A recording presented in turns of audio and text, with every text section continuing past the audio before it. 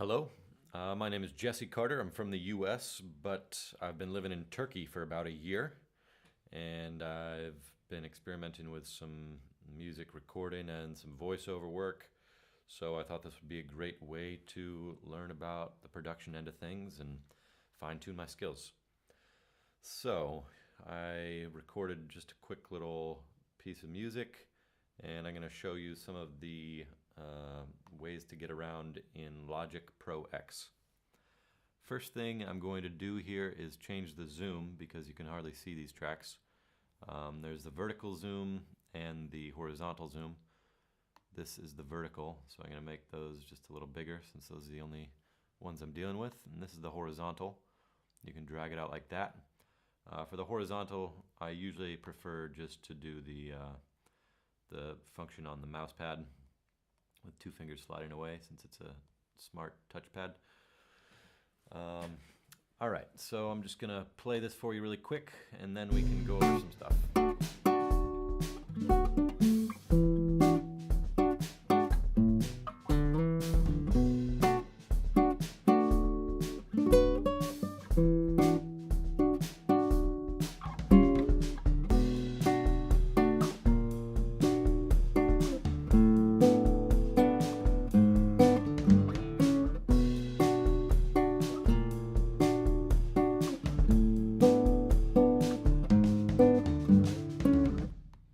Alright, so not a perfect recording, but that's just for this demonstration, doesn't need to be.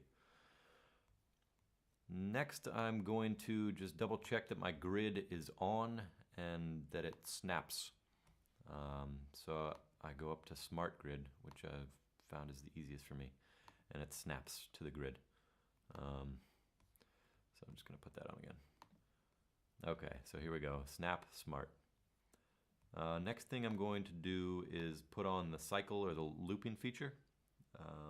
And I can either do that by clicking on this gray area here above the track, or you can also go up here. So there's your two options. And I'm just going to drag that out so it gets both of those 8 measure segments. First operation is going to be trimming back this piece because it goes too long.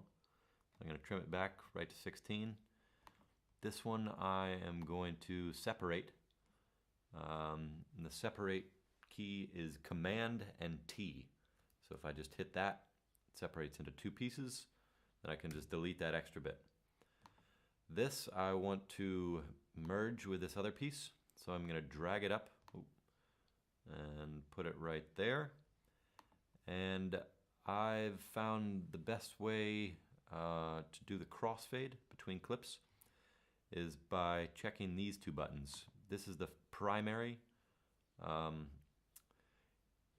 tool for your mouse click, and this is the secondary tool. So when you hit Command and then click, it does something different. So right now it's in the pointer. If I hit Command, then I can start at a spot and drag to a different spot.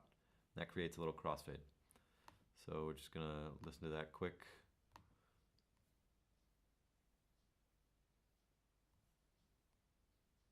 Okay, it's not perfect, but I think that's just the recording, and you know how to do it. This track I don't need anymore, so I can delete that. Next thing we're going to do is to create 2 markers, 2 segments, and this button right here makes that possible. So the first one, I'm going to start at 1, create marker 1. I'm going to name that by double clicking intro.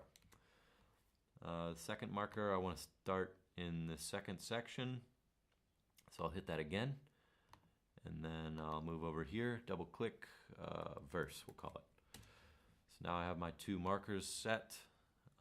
Next thing we're going to do is name these segments. I'm going to call this guitar, creative, right? And this one is going to be drums. And lastly, we are going to change the color here. I'm going to right click on this and go down to assign track color. We're going to make it nice red.